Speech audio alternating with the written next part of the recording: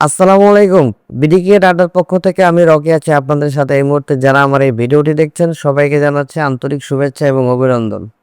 আমি এর আগের ভিডিওতে বলছিলাম পাকিস্তান সেমিফাইনালে যাবে কিনা বা ইন্ডিয়া সেমিফাইনালে যাবে কিনা, কিন্তু আজকের ম্যাচে নিউজিল্যান্ড বনাম শ্রীলঙ্কা, আমরা ভাবছিলাম শ্রীলঙ্কা হয়তো বা ম্যাচ জিততে পারবে। নিউজিল্যান্ড ব্যাট করতে নেমে 96 রানে কিন্তু 6 উইকেট পড়ে গেছিল। আমরা ভাবি নাই নিউজিল্যান্ড পরে এত বিশাল একটা রানের স্কোর করবে এবং এত বড় একটা রানের টার্গেট দিবে। নিউজিল্যান্ড পরবর্তীতে মাত্র একটি উইকেট হারিয়েছিল, মানে 7টা উইকেট হারিয়ে তারা সংগ্রহ করেছিল 168 রান 20 ওভারে। সান্তনারের বিধ্বংসী একটা ইনিংস ছিল, উনি 47 রানের একটা ইনিংস খেলছে। লাস্ট 3 ওভারে নিউজিল্যান্ড 50 থেকে 60 রান সংগ্রহ করেছে।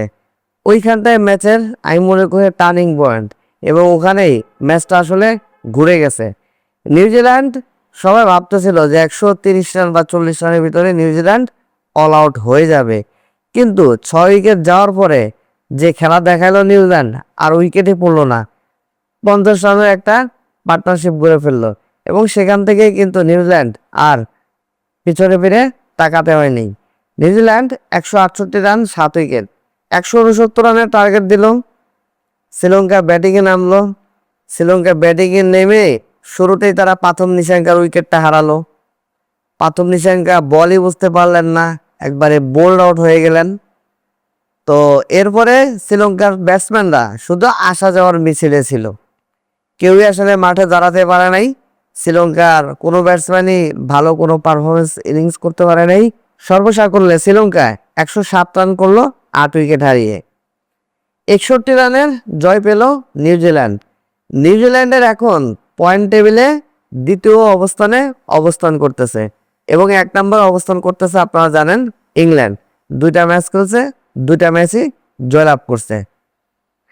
এখন পাকিস্তানের সমীকরণ কি? পাকিস্তান কি আদৌ সেমিফাইনালে খেলতে পারবে? অনেকের মনে এখন এই প্রশ্নটা।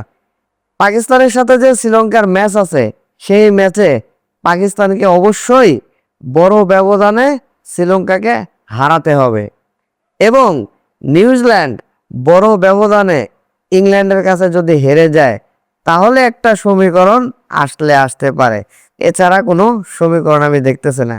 যদি আজকের ম্যাচে এমনটা হতো নিউজিল্যান্ড শ্রীলঙ্কার কাছে হেরে গেছে, তাহলে শুধু নিউজিল্যান্ডের আর একটি ম্যাচ বাকি থাকতো ইংল্যান্ডের কাছে। ইংল্যান্ডের কাছে যদি নিউজিল্যান্ড ম্যাচটা হেরে যায় আর পাকিস্তান যদি এখানে শ্রীলঙ্কার সাথে ম্যাচটা জিতে যায়, তাহলে আর কোনো সমীকরণ নাই, পাকিস্তান ইজিলি সেমিফাইনালে খেলতে যেতে পারবে। কিন্তু আজকের ম্যাচে নিউজিল্যান্ড জিতে পাকিস্তানের সেই সমীকরণটা মিথ্যে প্রমাণিত করে দিছে। এখন পাকিস্তানের যদি সেমিফাইনালে উঠতে হয়, তাহলে শ্রীলঙ্কার সাথে বিশাল ব্যবধানে জয়লাভ করতে হবে এবং নিউজিল্যান্ড ইংল্যান্ডের কাছে বড় ব্যবধানে ম্যাচ হারতে হবে। তাহলে যদি কোনো একটা সমীকরণ খোলা থাকে পাকিস্তানের, আদারওয়াইজ কোনো সমীকরণ নাই। দেখা যাক পাকিস্তান সেমিফাইনালে উঠতে পারে নাকি নিউজিল্যান্ড সেমিফাইনালে উঠতে পারে। তবে আমার যতটুকু বিশ্বাস নিউজিল্যান্ড সেমিফাইনালে উঠে যাবে, পাকিস্তান হয়তোবা বাদ পড়ে যাবে। দেখা যাক কি হয়। তো সবাই ভালো থাকবেন। বিডি ক্রিকেট আড্ডার পক্ষ থেকে আমি রকি আজকে বিদায় নিচ্ছি। আল্লাহ হাফেজ।